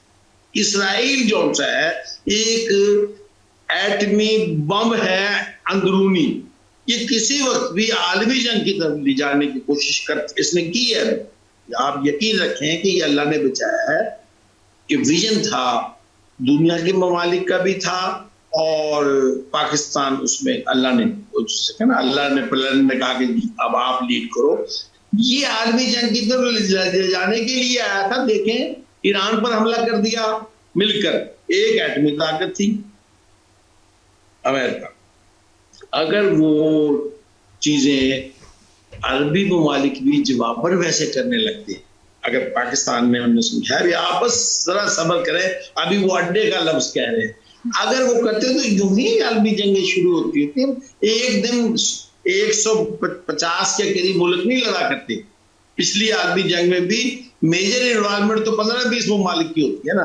फिर जिस मुल्क को जहां स्ट्रेटेजिकली जाना होता है वो चला जाता है। फिर कब्जे करते गए, वो बर्मा तक भी कब्जे हुए, रूस पे भी हुए। तो कहने का मतलब ये है कि आलमी जंग से बच जाए या दुनिया बच जाएगी, बशर्ते कि नया जो सिस्टम, इस जंग के बुरे असरात तो होंगे ही, अच्छे ये हैं कि दुनिया में ये सोच उजागर होगी कि हम एग्जिस्ट कैसे करेंगे। अगर यही धंधा रहा कि एक मुल्क दूसरे मुल्क को उकसा के जंग छेड़ देगा, कल को कोई दूसरा मुल्क तीसरे को उकसा के जंग छेड़ देगा, इसका मतलब है कि हम तो स्टेक पे रहे, हम बारूद पे बैठे रहेंगे। तो बारूद पे अब दुनिया बैठने के लिए तैयार नहीं, ना यूरोपीय ममालिक तैयार है, ना डेवलप्ड कंट्री तो बिल्कुल भी तैयार नहीं कि उन्होंने सारी तरक्की की, उनकी तबाह हो जाएगी एक दिन में। और ना ही हम जैसे पसमानदा ममालिक के लोग भी जो कर्जों पे लेते थे, उन्हें भी ये पता है कि पहले हम बाद में ये कर्जे भरते। तो उन्होंने वो भी कहा कि जी आप कौमी मुफाद में हम चलेंगे, हम आपकी वजह से इतना बड़ा रिस्क नहीं लेंगे जिससे हमारे मुल्क को भी नुकसान हो और दुनिया भी अमन से आरी हो जाए या खत्म हो जाए। तो ये देखिए बड़ी अच्छी पॉलिसी है। इंशाअल्लाह ताला आप ये छोटे मोटे अभी चलेंगे क्योंकि जंग हुई है, अभी जंग के असरात और जंग खत्म नहीं हुई। बार बार कहता हूँ कि 60 दिन के बाद जब तक वायदा नहीं होता ये जंग खत्म नहीं होती।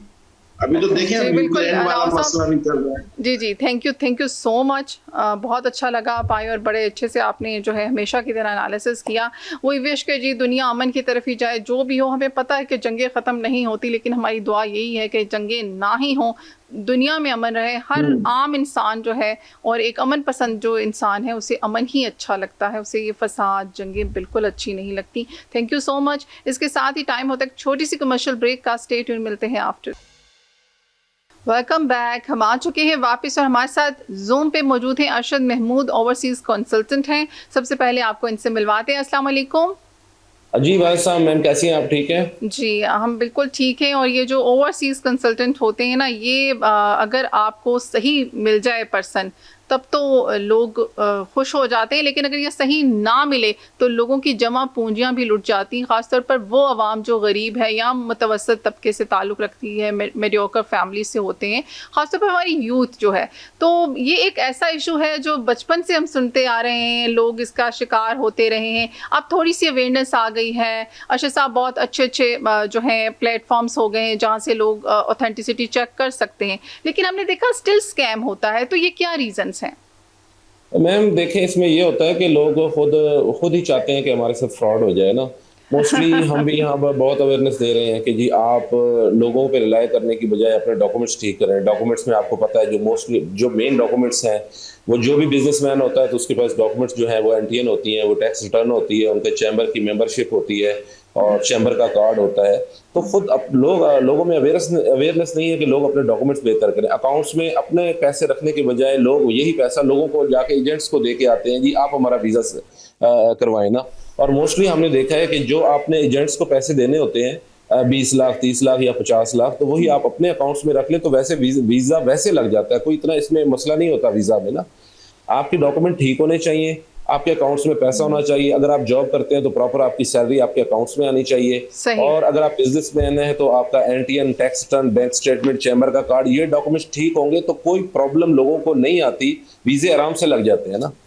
आपने बिल्कुल ठीक कहा, लोग खुद चाहते हैं, लोग खुद ऐसे लोगों के पास जाते हैं जिनका कोई ऐसे लोगों को क्राइटेरिया ही नहीं होता। मेरे पास लोग हैं कि आप 50 लाख ले दें, आप 60 लाख ले रहे हैं, हमारा वीजा, मैंने कहा जी मुझे आपका पैसा हमें नहीं चाहिए, आप अपने अकाउंटों में रखें तो आपका वीजा लग आपने जाएगा। बहुत अच्छी बात की कि आप ऐसे कहते हैं कि आपका पैसा हमें नहीं चाहिए, तो आप क्या प्रोसेस करते हैं? सपोज दैट आपके पास एक आम शहरी आया है, अभी टीवी पे बहुत से आवाम जो है वॉच कर रही है आपको, आपके पास कोई इंसान आता है तो क्या आप उनसे क्या फी चार्ज करते हैं मिनिमल, और क्या उसकी रिक्वायरमेंट्स होती हैं? देखिए मैम, हमारी फीस जो है वो बड़ी मुनासिब है, 30-40 हज़ार हमारी फीस होती है। और हम उसमें पूछते हैं भाई आपके अकाउंट में कितने पैसे हैं, वो कहते हैं नहीं है। हम कहते हैं अपने सारे पैसे अपने अकाउंट्स में रख देना आप। और आपका क्या बिजनेस है, आप जो भी बिजनेस है वो आप एनटीएन बनाएं, अपनी टैक्स रिटर्न फाइल करें, आप चैम्बर में चले जाएं, चैम्बर वालों से कहें कि जी मुझे मेंबरशिप दें, चैम्बर की मेंबरशिप लें, चैम्बर का कार्ड लेना। थोड़े अरसा आप अपना बैंक अकाउंट चलाते रहें। जब आपके अकाउंट सही चलना शुरू होते हैं, आपकी पर्सनल अकाउंट बन जाती है, आपकी बिजनेस स्टेटमेंट बन जाती है, और ऑनलाइन आपको पता है कितने इनविटेशन मिल जाते हैं। किसी भी कंट्री में, फंस किया बेल्जियम या हॉलैंड या नेदरलैंड, कहीं भी कॉन्फ्रेंस हो रही है तो हम छोटा सा एक लेटर ही मंगवाते हैं, वो भी विदाउट पेमेंट होता है, यानी कि उसमें कोई हम ज्यादा पे नहीं करते, 10-15 यूरो पे करते हैं। तो वो हम जब वो मंगवाते हैं लेटर, और उस लेटर के साथ जब उनका केस फाइल करते हैं तो आराम से वीजा लग के आ जाता है ना। इवन के 10-15 लाख भी पड़े हो तो वीजा लग जाता है। एक्चुअली हमारे लोगों के अंदर अवेयरनेस नहीं है। ना होने की वजह जो वो एजेंट को कहते हैं ये ले हमारा पासपोर्ट, हमारा वीजा लगा दें और ये 50 लाख आप ले लेना, तो वो बेचारे सादे लोग हैं, अवेयरनेस नहीं है, जिसकी वजह से मसाइल आ रहे हैं ना बहुत ज्यादा। ओके तो कैसे एक आम इंसान को कैसे पता चलेगा कि ये जो एजेंट है या ये जो कंसल्टेंट है ये फेक है और ये स्कैम करने वाला है? देखें जो प्रॉपर लोग हैं वो तो जाने से, सेटअप से देख के पता चल जाता है, उनका ऑफिस का सेटअप देखने से आपको अंदाजा हो जाता है। भी तो लोग चेंज कर लेते हैं, वो कितनी दफा हमने न्यूज़ देखी कि जी सारा लूट लाट के वो ले गया, बंदा ही भाग गया वहां से। देखिए डीटीएस का लाइसेंस होता है, जो ट्रैवल एंड टूर का काम करने वाले लोग हैं प्रॉपर उनके पास डीटीएस का लाइसेंस है ना। तो वो प्रॉपर उसका लाइसेंस उसमें ऑफिस में लगा होगा ना, और उसकी क्रेडिबिलिटी भी देखनी चाहिए कि ये बंदा इस ऑफिस में कितने अरसे से बैठा है। कुछ लोग हर 3 महीने बाद दफ्तर चेंज करते हैं और कुछ लोग सालों साल बैठे हैं वहां पे ना, वो हर तरह के इशू भी फेस कर रहे हैं, वो सारा कुछ देख रहे हैं और कभी वो लोगों से फ्रॉड नहीं कर रहे होते ना। आपको उसकी क्रेडिबिलिटी और उसका स्टाफ देखने से भी पता चल जाता है। या डीटीएस का लाइसेंस ऑफिस में हर जगह लगा होता है कि आपका डीटीएस का लाइसेंस लगा हुआ है, इसका मतलब है आप प्रॉपर काम करने वाले हैं, आप रजिस्टर्ड लोग हैं, तो आप उनसे काम करवाएं ना। Okay fine. अच्छा ये तो आपने बता दिया बिजनेसमैन जो है उनका वीज़ा लगना इजी है, जैसे चैम्बर में होते हैं, चैम्बर वाले खुद भी ऑफर कर रहे होते हैं जी ये कॉन्फ्रेंस आ रही है तो हम मिनिमल फीस लेंगे, आप हमें दे दें, तो चैम्बर के थ्रू ही हो जाता है, फिर आपको कंसल्टेंट के पास जाने की भी जरूरत नहीं होती। लेकिन बात आती है आम आदमी की, आम जैसे आप यूथ ले लें, स्टूडेंट्स ले लें, तो बहुत सारी कंट्रीज अब स्कॉलरशिप्स दे रही हैं, उसमें भी हालांकि वो बिल्कुल फ्री ऑफ कॉस्ट है, लेकिन उसमें भी लोग आपको लूट रहे होते हैं बच्चों को कि जी आप हमें इतनी फी दें तब हम आपका वीजा लगवाएंगे, जबकि वहां पर सब कुछ फ्री मिल रहा है। तो ये किस तरह से प्रोसेस कर सकता है एक स्टूडेंट, वो कैसे जा सकता है, उसके लिए आपके पास क्या प्रोसीजर है? देखिए मैम कोई मसला नहीं होता। आप सबसे पहले तो हर स्टूडेंट के लिए प्रोसेस होता है कि आप आइट्स कर लेना। आइट्स जब बंदा कर लेता है तो उसके बाद तो सिर्फ यूरोपियन कंट्रीज के लिए और उनके लिए मस्ट है ना, तमाम कंट्रीज के लिए आइट्स जरूरी है ना। अब जर्मन के लिए तो कोई आइट्स जरूरी नहीं है, वहां पर तो आप सिंपल आप लैंग्वेज कोर्स करते हैं और वहां पर बिल्कुल फ्री ऑफ कॉस्ट एजुकेशन है। आप चाइना देख लें, चाइना बच्चे जा रहे हैं बिल्कुल स्कॉलरशिप पे फ्री मिल रही है, मैं उन कंट्रीज की बात कर रही हूँ। चले आईएलटीएस की रिक्वायरमेंट होगी स्पेसिफिक कंट्रीज के लिए, लेकिन किसी यूनिवर्सिटी को मेल करें तो वो आपको ऑफर लेटर भेज देती है ना। आपको जब ऑफर लेटर मिल गया तो इसका मतलब है कि आप, यूनिवर्सिटी आपको खुद कह रही होती है कि हमारे अकाउंट में इतनी पेमेंट आप लगवाएं जितनी उनकी फीसेस होती है ना। जब उनकी फीसेस आप उनको भेज देंगे तो जो फीसेस का रिफंड है वो आपके अकाउंट में आना है ना, तो वो फ्रॉड का तो कोई चक्कर ही नहीं रहेगा ना। जब हम कंसल्टेंट को पैसे देते हैं कि आप पेमेंट भिजवाएं, आप ये करें, आप ब्लॉक अकाउंट खुलाएं, तो फिर मसाइल आएंगे ना। कंसल्टेंट की जो फीस है वो 30-40 हज़ार 50 हज़ार ले ले तो कोई बात नहीं ना, उसकी तो बनती है डेफिनेटली, यूनिवर्सिटी सर्च करके दे रहा है, वो कुछ कर रहा है। मोस्टली जो लोग होते हैं वो कहते हैं जी आप अपनी खुद फीसेस भेजें। जब वो खुद फीसेस भेजते हैं, अगर वीजा रिफ्यूज भी हो गया तो डेफिनेटली उनके अपने अकाउंट में वापस आने होते हैं ना पैसे। वो तो वो कोशिश करें खुद यूनिवर्सिटीज को फीसें भेजें, या कुछ स्कॉलरशिप है तो डेफिनेटली वो स्कॉलरशिप तो उसको मेल में आ जाएगी कि हम आपको ऑफर कर रहे हैं और इतना इतना आपका स्कॉलरशिप है, या आपको फ्री ऑफ कॉस्ट हम बुलाना चाह रहे हैं, तो वो उसमें मोस्टली हो जाता है। उसके बाद तो प्रोसेस ही नहीं होता, उसके बाद तो एम्बेसीज का प्रोसेस होता है। सिंपल आपने फॉर्म फिल करने होते हैं, फॉर्म फिल करके अपॉइंटमेंट लेके जब आप जेरी में केस जमा कराएंगे तो वीजा लग के आ जाता है ना। तो असल में तो हमें खुद थोड़ी सी अवेयरनेस होनी चाहिए कि हम ये ज्यादातर काम ये खुद करें ना। ओके नहीं, ज़्यादातर काम खुद करने में बहुत सारी प्रॉब्लम्स आ जाती है, काम इंसान को पता नहीं होता, एक दफ़ा अगर एरर आ जाए तो वो बार बार आपके लिए ट्रबल लेकर आता है। तो इसलिए हम क्या करते हैं, कंसल्टेंट के पास जाते हैं। डेफिनेटली आप इसीलिए बैठे हुए हैं। अच्छा, आपके पास जो केसेस आते हैं वो सारे आप आज तक कामयाब गए कि आपसे भी वीज़ा रिजेक्ट होते हैं? देखिए मैम, डिपेंड करता है। अगर तो आपके विजिट केसेस होते हैं ना तो उसमें रिफ्यूजल होते हैं ना। विजिट केसेस में क्रेडिबिलिटी देखनी होती है, और एम्बेसी की जो वीजा रेशो होती है ना हर कंट्री की, वो 40% तक होती है या 50% तक ना।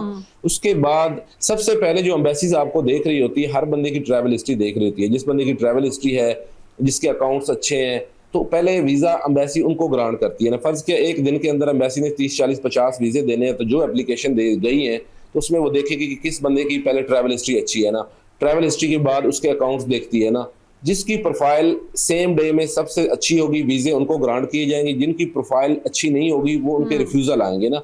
रिफ्यूजल वालों को हम ये कहते हैं कि अगर आपने अकाउंट में 20 लाख रखे हुए हैं तो आप 40 कर लें, अगर आपके 40 लाख आपके अकाउंट में है तो आप 60 कर लें। जो रिफ्यूज हो जाते हैं, रिफ्यूजल का मतलब ये नहीं है कि आपको फिर वीजा नहीं मिलेगा। रिफ्यूजल का मतलब है कि इस वक्त आपके सर्कमस्टांसेस अच्छे नहीं है, इस वक्त आपके अकाउंट्स अच्छे नहीं है, किसी वजह से ईसीओ आपसे सेटिस्फाई नहीं है, तो आप रीअप्लाई कर लेना।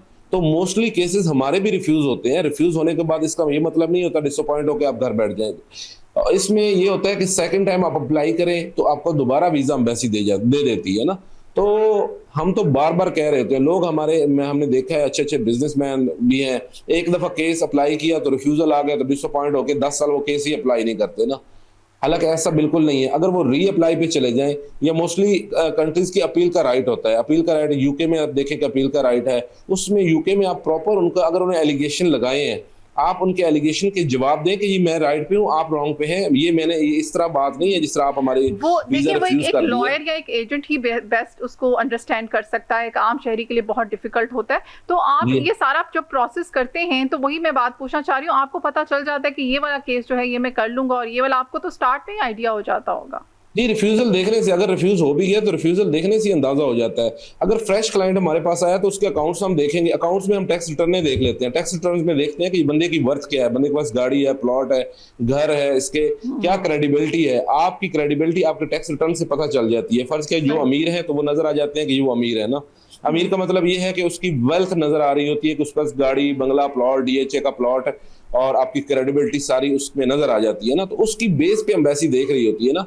एम्बेसी को ये सेटिस्फाई करना होता है कि जी आपने जाना है और टाइम पे अपना टाइम स्पेंड करके आपने वापस आ जाना है। अगर एम्बेसी सेटिस्फाई हो जाती है तो आपको वीजा दे देती है। अगर वो सेटिस्फाई नहीं होती, अगर वो देख रही होती है कि जी ये इसकी क्रेडिबिलिटी अच्छी नहीं है, तो फिर वीजा रिफ्यूज करते हैं ना। तो आप, हमारे लोगों की आदत है वो टैक्स रिटर्न में चीजें डिक्लेयर नहीं कर रहे होते ना, बल्कि आपके पास प्लॉट है, घर है, जो चीजें हैं अपनी टैक्स रिटर्नों में बताएं। आपकी जितनी इनकम है आपको प्रॉपर बतानी चाहिए, जितना कैपिटल आपके पास है वो बताना चाहिए, जेवर हैं जो भी हैं आप बताएंगे, तब आपकी टैक्स रिटर्न अच्छी होगी। और टैक्स रिटर्न ऐसे समझे कि आपका वेटेज है, उसकी बेस पे एम्बेसी फिर आपकी क्लोजिंग बैलेंस देख रहा होता है, एम्बेसी आपकी बैंक स्टेटमेंट देख रही होती है, बैंक के अंदर ट्रांजेक्शनें देख रही होती है। फर्ज किया आप जॉबियन पर्सन है तो आपकी 2 लाख 3 लाख तनख्वाह है तो वो बैंक में आनी चाहिए, वो आपकी बैंक स्टेटमेंट में आनी चाहिए। जब आपकी बैंक में आपकी सैलरी नहीं आती तो इसका मतलब है आपकी क्रेडिबिलिटी नहीं है, कोई गड़बड़ है ना। आपकी सैलरी आपके अकाउंट में क्यों नहीं आ रही, आपका टैक्स डिडक्ट क्यों नहीं हो रहा ना। तो ये चीजें एम्बेसी दे के डेफिनेटली जिसका पाकिस्तान में अच्छा बिजनेस होगा, अच्छी जॉब होगी, तो उसको तो वीजा मिलेगा, हर सूरत में मिलेगा ना। जो कुछ झूठ बोल रहा है, जो गलत प्रेजेंटेशन कर रहा है, तो उसका तो वीजा एम्बेसी ने देखना है कि। और देखेंगे मोस्टली मैं बड़े अफसोस के साथ कहता हूँ, हमारे लोग जाते हैं तो वहां से वापस नहीं आते। कनाडा में मेरे पिछले साल पता नहीं कितने केसेस थे, जो लोग गए हैं तो कोई वापस नहीं आया, कुछ वहां रुक जाते हैं। यूएसए में लोग रुक जाते हैं। तो एम्बेसी के पास सारा डाटा है जिसकी बेस पे एम्बेसी असेस कर रही होती है कि पाकिस्तानियों की क्या वीजा रेशो रखनी चाहिए ना। तो जो लोग वापस नहीं आते, अगले साल फिर जो जेन्युइन विजिटर होते हैं उनको जाने में मसला आ रहा होता है ना। अगर हमारे लोग जाएं और टाइम पे देखें, पिछले अभी 10 दिन पहले की रिपोर्ट है कि बाकू के अंदर 700 लोग रुक गए ना हमारे। अब बाकू जैसे कंट्री में अगर पाकिस्तानी जाके रुक जाते हैं तो फिर डेफिनेटली हमारी क्रेडिबिलिटी में, पाकिस्तान क्रेडिबिलिटी में मसला तो आएगा ना। बहुत बड़ा अलमिया है जो I don't understand why do people behave like that.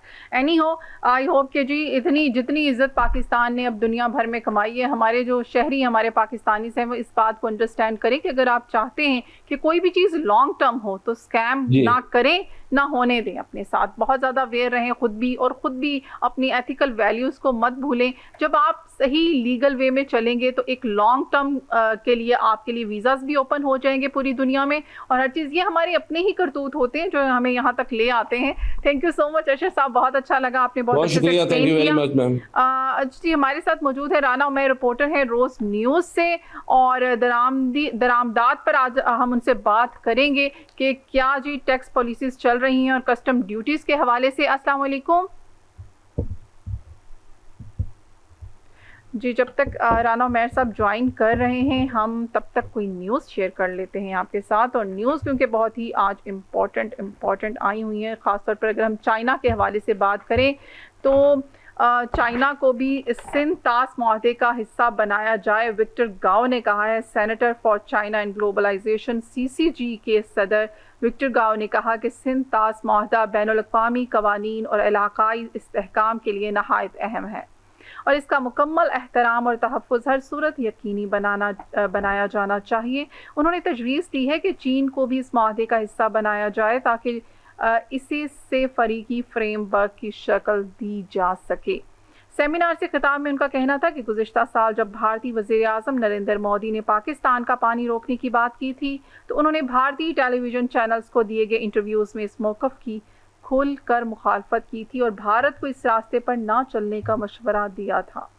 पानी की फराहमी रोकने की धमकी इंसानियत के ख़िलाफ़ जुर्म है और जंग के दौरान भी करोड़ों अफराद के लिए पानी का बहाव रोकना जंगी जुर्म तस्वुर किया जाता है।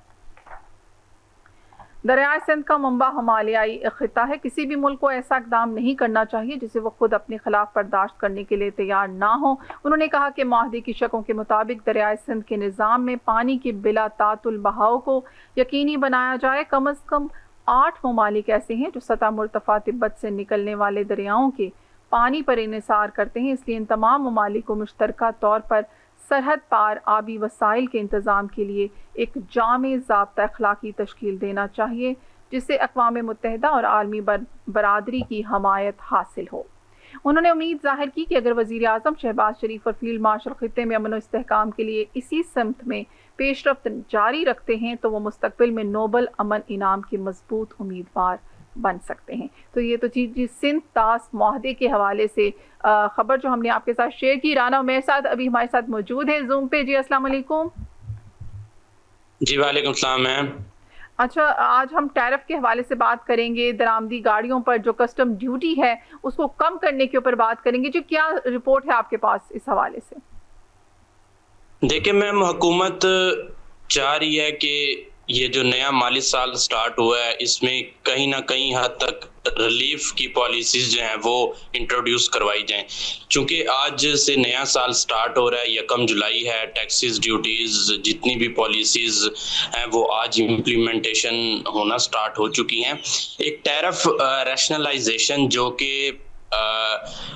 एक्सपोर्ट्स का जो रेवेन्यू जनरेट करता है उस हवाले से पॉलिसीज है, उसमें ये कहा गया है कि अगर टैरिफ का जो रेवेन्यू है रैशनलाइजेशन के थ्रू जो एक्सपोर्ट्स हमारी जाती हैं, जिससे कोई भी मुल्क जो है वो उसकी ट्रेडिंग के हवाले से, बिजनेस के हवाले से, सरमायाकारी के हवाले से इकॉनमी उसकी बूस्ट होती है।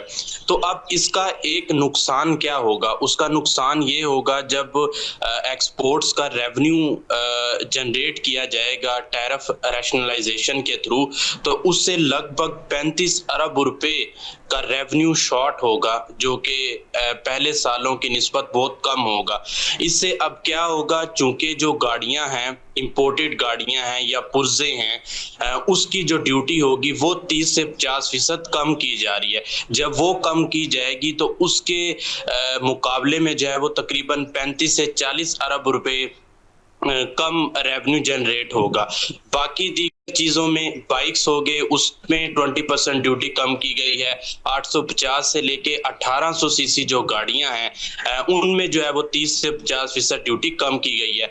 अब ड्यूटी के हवाले से जब हमारी बात हुई पब्लिक से तो उनका ये कहना था जो 1800 सीसी गाड़ी है वो एलीट क्लास के यूज में आती है, इनको ड्यूटी चाहिए थी जो 600 सीसी गाड़ियां हैं या 850 सीसी गाड़ियों से जो कम है उन पर ड्यूटी कम की जाए। जब उन पर ड्यूटी कम की जाएगी, चूंकि 600 सीसी गाड़ियां या 800 सीसी गाड़ियों से कम सीसी जो गाड़ियां हैं वो मिडिल तबका यूज करता है ज्यादातर, तो ये एक इनकी राय थी। उसके अलावा एक रैशनल रेगुलेटरी ड्यूटी होती है और एक एडिशनल ड्यूटी होती है। जब ये रेवेन्यू कम होगा तो इन दोनों पर भी इफेक्ट पड़ेगा। जो एडिशनल ड्यूटी होगी उसमें तकरीबन 6 अरब 47 करोड़ कम रेवेन्यू जनरेट होगा। जो रेगुलेटरी ड्यूटी है, चूंकि ये दोनों ड्यूटीज ऐड होती हैं जब हम एक्सपोर्ट्स पे जाते हैं, तो जो रेगुलेटरी ड्यूटी है उस पे तकरीबन 57 अरब 50 से 55 करोड़ का इनको जो है वो रेवेन्यू कम इकट्ठा होगा।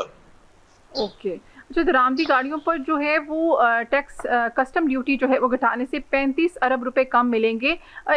तो इसकी क्या इसका आगे इफेक्ट होगा, आप क्या समझते हैं इस हवाले से?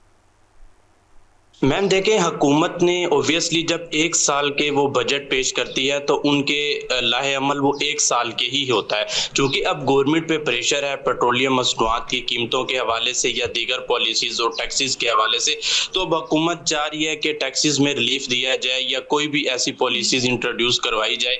जैसे एक बहुत अच्छी खुशाइन चीज़ है कि 2027 में जनवरी से जो पॉलिसी है वो इस्लामिक पॉइंट ऑफ व्यू से जनरेट की जाएगी। की स्टेट बैंक की एक पॉलिसी होती है मॉनेटरी पॉलिसी, उसको भी शरीयत के मुताबिक यूज किया जाएगा। ये एक बहुत खुशाइन चीज है, चूंकि हमारा इस्लामिक मुल्क है, इस्लामिक जमहूरिया पाकिस्तान है, इस्लाम के नाम पर बना है, तो ये एक अच्छी पॉलिसी थी। बट ये जो दरामदी चीजें हैं इंपोर्टेड होगी या गाड़ियों के पुर्जे हो गए, इस पर भी ड्यूटी कम की जा रही है। तो ड्यूटी कम की जा रही है, ये पब्लिक को रिलीफ मिलेगा, बट हुकूमत का जो इससे रेवेन्यू है वो तकरीबन 35 से 40 अरब रुपए का एक फिगर दस्तावेजात के मुताबिक मौसूल हुआ है, तो उसमें वो रेवेन्यू कम इकट्ठा होगा। जब ड्यूटीज कम होती हैं तो ऑब्वियसली वो रेवेन्यू भी तो कम होगा। ओके, इसके साथ वजारत खजाना ने जून 2026 की माहाना मुआशी अपडेट और आउटलुक जो रिपोर्ट है वो जारी कर दी है, जिसमें तरसीलात ज़र मुबादला के ज़खायर और सन्नती पैदावार में बेहतरी जबकि दरामदात में इजाफे की निशानदेही की गई है। इस हवाले से क्या कहेंगे, ये जो रिपोर्ट शेयर की है उन्होंने? देखिए मैम, जो वजारत खजाना है फाइनेंस डिवीजन वो एवरी मंथ एक इकोनॉमिक आउटलुक रिपोर्ट जारी करते हैं, जिसमें महंगाई की शरह डिस्कस की जाती है। उस रिपोर्ट के अंदर ज़र मुबादला ज़खायर हो गए, अफरात ज़र हो गए, या जो GDP ग्रोथ है, तो ये 4 से 5 चीज़ें सनती पैदावार या जितनी भी डेवलपमेंट्स होती है तो इस रिपोर्ट्स में शेयर की जाती है। सबसे पहले महंगाई का जिक्र कर लेते हैं। महंगाई जो इस जून के महीने में रही, मई से जून का एक महीना उसमें रही, वो 6.7% रही, जो कि काफी हद तक कंट्रोल रही, क्योंकि बजट से पहले उसका फिगर 8.2% चल रहा था। महंगाई की जो शरह है वो 6.7% रही। जो GDP ग्रोथ थी वो लगभग 3 से 3.2% के बीच में रही। एक प्लस पॉइंट है किसी भी कंट्री का, वो ट्रेडिंग के हवाले से हो, वो होता है ज़र मुबादला ज़खायर, उसमें काफी हद तक इजाफा हुआ। एक्सपोर्ट्स में हमारा 9.5% इजाफा हुआ, क्योंकि कंट्री हमेशा ट्रेडिंग के हवाले से जानी जाती है, वो उस पे कंट्रोल रहता है। पाकिस्तान ने इस साल के लिए फाइनेंस सेक्टर ने एक फिगर रखा हुआ है कि हमने एक्सपोर्ट्स इंक्रीज करनी है, क्योंकि 2025-26 में हमारी एक्सपोर्ट्स उस हद तक काफी नहीं। सॉरी राना उमैर साहब, आपने कहा हमने एक्सपोर्ट जो है वो इंक्रीज करनी है, इस साल हमारा ये टारगेट है, ये गोल है, तो फिर इंपोर्टेड गाड़ियों पे टैक्स क्यों कम किया गया है? कस्टम ड्यूटी को कम की गई है। मैम देखिए, कस्टम ड्यूटी इसलिए कम की गई है, मैंने जैसे आपको पहले बताया कि गवर्नमेंट ने कुछ पॉलिसीज जनरेट की हैं बजट के हवाले से, उसमें वो नाकाम रही। जैसे सबसे बड़ी चीज FBR टैक्स कलेक्शन की है। इस साल भी अभी कुछ देर पहले ही हमें खबर मौसूल हुई कि FBR ने 1 खरब रुपए का जो टैक्स कलेक्शन है वो इस साल जी आपकी आवाज नहीं आ रही उमैर साहब। जी उमैर साहब की आवाज़ नहीं आ रही, तो आपको मैं बताती चलूँ कि जो मैं इनसे क्वेश्चन भी करी थी कि दरामदी गाड़ियों पर और पुर्जों पर कस्टम ड्यूटी जो है वो घटाने से 35 अरब रुपए कम मिलेंगे।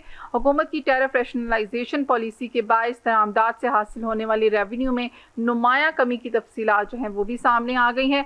टैरिफ रैशनलाइजेशन के बायस दरामदात से रेवेन्यू पर असरात की तफसीलात सामने आ गई हैं। दरामदी गाड़ियों और पुर्जों पर कस्टम ड्यूटी घटाने से 35 अरब रुपए कम मिलेंगे। 850 से 1800 सीसी गाड़ियों पर कस्टम ड्यूटी 35 से 50% कम की गई है। पॉलिसी के तहत ऑटो पार्ट्स पर कस्टम ड्यूटी 10 और बाइक्स पर 20% कम कर दी गई है। ऑटो सेक्टर, वेजिटेबल ऑयल, सोना चांदी और मोबाइल जो है पर एडिशनल कस्टम ड्यूटी जो है वो 2% कम कर दी गई है। आई थिंक कोई इंटरनेट इशू की वजह से जो है लाइन डिस्कनेक्ट हो गई है राना उमैर साहब की तरफ से, तो हम आपको उसी हवाले से उनकी रिपोर्ट के हवाले से जी राना साहब आपने आर यू देयर? जी मैम मैं जी तो आप बात कर रहे थे, आपकी आवाज़ क्या आ रही थी? जी कंटिन्यू करें प्लीज़। जी मैम, जैसे आपने इंपोर्ट्स की बात की और कस्टम ड्यूटी की बात की, मैं वही कह रहा था कि कस्टम ड्यूटी इसलिए कम की गई है, हमारे मुल्क में गाड़ियां नहीं आ रही। हमारे मुल्क में सरमायाकारी या जितने भी जो ट्रेडर्स हैं किसी हवाले से वो पाकिस्तान में इन्वेस्ट करना चाहते हैं या कोई चीज लाना चाहते हैं या बिजनेस वो रन करना चाहते हैं, तो कस्टम ड्यूटी इसलिए कम की गई है ताकि उनका ट्रस्ट गेन किया जा सके, उनके ट्रस्ट में इजाफा किया जा सके, तो इसलिए कस्टम ड्यूटी कम की। इसके बदले में जो हुकूमत है वो 35 से 40 अरब रुपए का नुकसान उठा रही है। इसके बावजूद दूसरी तरफ जो एक्सपोर्ट्स है वो उसमें तकरीबन 9.5% इजाफा हुआ जून के मंथ में। तो हुकूमत का एक फिगर है कि 30 से 35 से 40% हमने एक्सपोर्ट्स अपनी इंक्रीज करनी है, तो उसी हवाले से पॉलिसीज और लाए अमल तय किया जा रहा है। तो खुशाइन चीज है जून के महीने में जो कि एक्सपोर्ट्स तकरीबन 9 से 9.5% उसमें इजाफा हुआ है। अच्छा राना साहब, इस रिपोर्ट के मुताबिक जो है नई कंपनीज की रजिस्ट्रेशन बहुत ज़्यादा हुई है, जो कि 36,059 न्यू कंपनीज की रजिस्ट्रेशन हुई है इन जुलाई से ये जो हम अप्रैल के दौरान कह लें लास्ट इसमें, तो इस हवाले से क्या कहेंगे आप? मैम, जो हमारे वजीर ख़जाना है मोहम्मद औरंगज़ेब, वो हमेशा सही इस्लाहात की बात करते आते हैं और उनकी कोशिश यही होती है कि पाकिस्तान के अंदर नई से नई कंपनीज जो हैं वो वर्किंग स्टार्ट करें। तो काफ़ी सेशंस में वो ये बात कर चुके थे और बजट ब्रीफिंग पे भी उन्होंने यही कहा था कि तकरीबन 10 से 15 लाख हमने रोज़गार के मौके पैदा करने हैं। तो इसीलिए चूंकि आज नया साल स्टार्ट हो चुका है तो इनकी पॉलिसीज़ अब यही होंगी कि नए से नए कारोबार स्टार्ट किए जाएं और उनको मौके दिए जाएं। तो इसलिए नई कंपनियों की रजिस्ट्रेशन शुरू कर दी गई है। आपके सवाल जो आपने किया था कि कस्टम ड्यूटी क्यों कम की जा रही है, तो इसलिए कम की जा रही थी कि बिजनेस कंपनियों को ज़्यादा से ज़्यादा मौके दिए जाएं। जब हम टैक्सेस आयद करते हैं किसी भी चीज़ के हवाले से तो वो उनके ट्रस्ट थोड़ा सा डाउन होता है, क्योंकि एक चीज़ जब आप फर्स्ट टाइम किसी भी कंट्री में इंट्रोड्यूस करवाते हैं या वो किसी भी किस्म की सनत कोई भी इंडस्ट्री होगी तो वो सबसे पहले टैक्सेस पॉलिसी शेयर की जाती है जो बिजनेस के चेयरमैन हो गए या ऑनर हो गए। तो इसलिए उनसे यही चीज़ डिस्कस की गई है कि हम कम से कम आप पर टैक्सेस आयद करेंगे और कम से कम आपको जो है वो ड्यूटीज आयद की जाएंगी ताकि बिजनेस पाकिस्तान में स्टार्ट हो जाए और नए से नए रोजगार के मौके पैदा हों। चूँकि माशरत का भी ये काफ़ी हद तक पाकिस्तान के अंदर प्रॉब्लम चल रही है, महंगाई में दिन पर दिन इजाफा होता जा रहा है, लोग अपनी ज़िंदगी जो है वो उस रूटीन से स्टार्ट नहीं कर पा रहे जो वो करना चाहते हैं। जो बेसिक नेसेसिटीज़ हैं उस पर वर्किंग की जाएगी। तो ये काफी चीजें हैं जो इस साल वज़ीर ख़ज़ाना की तरफ से कही गई। Thank you so much Umair साहब, टाइम इज़ अप एंड बहुत ही आपने अच्छे से इसको एक्सप्लेन किया है। जो रिपोर्ट शेयर हुई है जी हमारे हमारे वज़ारत ख़ज़ाना की तरफ से, thank you so much, thanks again. Time हमारे शो का जब ख़त्म होता है, बहुत सारी दुआओं के साथ इजाज़त चाहूँगी। अपना बहुत ज़्यादा ख्याल रखें, अल्लाह हाफ़िज़।